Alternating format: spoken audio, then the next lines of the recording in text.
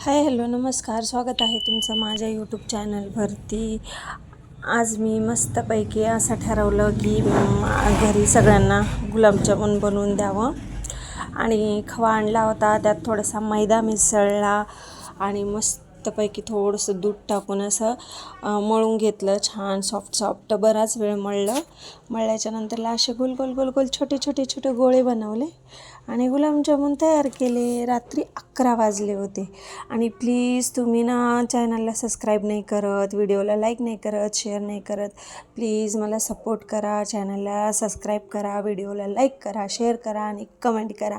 तुम्ही गुलाबजामुन कसे बनवता मला नक्की कमेंट करून सांगा आणि माझे व्हिडिओ तुम्ही कुठून पाहताय ते पण मला सांगा आणि मला व्हिडिओ जमलाय का नाही ते पण सांगा प्लीज। आणि एका साईडला ठेवलं होतं मी चाचणी, आम्ही त्याला चाचणी म्हणतो, तुम्ही त्याला काय म्हणता ते नक्की कमेंट करून सांगा। चाचणी बनवायला ठेवले होते आणि मस्त असे मग कमी आज ते म्हणतात ना कमी जाळीवरती मस्तपैकी असे तळून घेतले आणि छान असे एकदम सॉफ्ट झाले होते, इतके छान झाले होते ना। मी खवा किती आणला होता, खवा घेतला होता अर्धा किलो आणि त्याच्यामध्ये थोडंसं मैदा म्हणजे एक 4 चम्मच, आपला नॉर्मल चमचा जो असतो ना पोहे खायचा त्या चमच्याने 4 चम्मच मैदा आणि थोडंसं दूध, म्हणजे उगं किंचित शिंपडल्यासारखं मैदा टाकून मस्त असं मळलं होतं, खूप वेळचं मळलं होतं। मळून म्हणजे असं ते पूर्ण सॉफ्ट त्याला ते मैद्यामधलं हे काय म्हणतात, मैदा नाही सॉरी, खव्यामधलं तूप बाहेर येतं ना तसं। आणि हे इकडं चाचणी बघत होते मी, अशी गुलाबजामुनसाठी अशी चाचणी हातावर घ्यायची ना अशी पाहायची, म्हणजे फक्त असं चिकट लागलं पाहिजे, म्हणजे असं चिपकलं पाहिजे हाताला, बस एवढंच, असं तार नाही बनली पाहिजे, तर ती चांगली असते।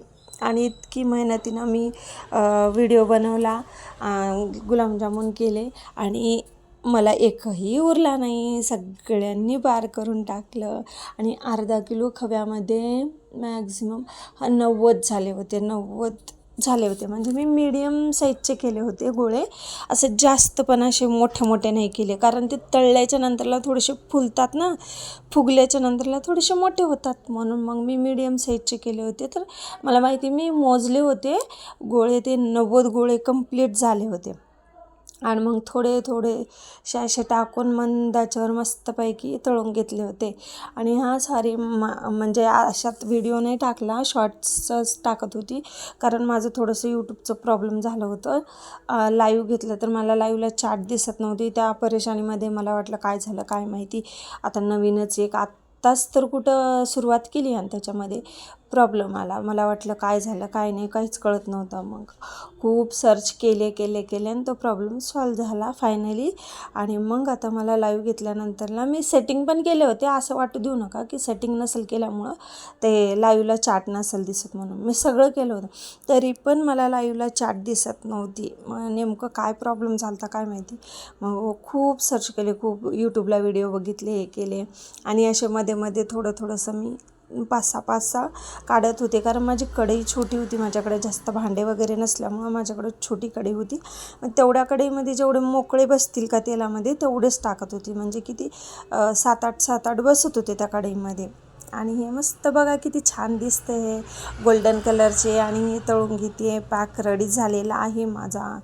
आणि मस्त हे तळून शॅलो फ्राय करायचे, एकदम बारीक गॅस करायचा आणि त्यावरती तळून घ्यायचं।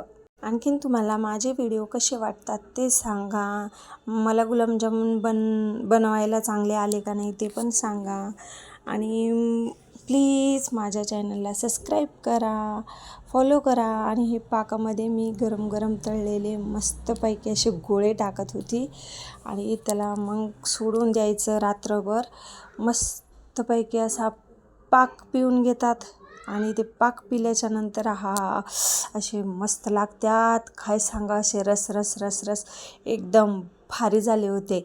म्हणून माझ्यासाठी तर एकही उरला नाही टेस्ट करायला, कारण सगळे लेकरांनी मम्मीनं नाही खाल्ला, समजा मम्मीनं थोडेसेच खाल्ले, कारण मम्मीचं दात दुखते माझ्या गोड खाल्लं की, मग सगळ्यांनीच ते लेकरांनी आणि त्यांच्या पप्पांनी खाऊन पार केले. 2 दिवस उरले होते, पण त्यातलं एकही माझ्या हिश्श्याला आलेलं नव्हतं. पण जाऊ दे, काही का असो, लेकरं खाल्ले बसतं. या नेक्स्ट व्हिडिओमध्ये बाय.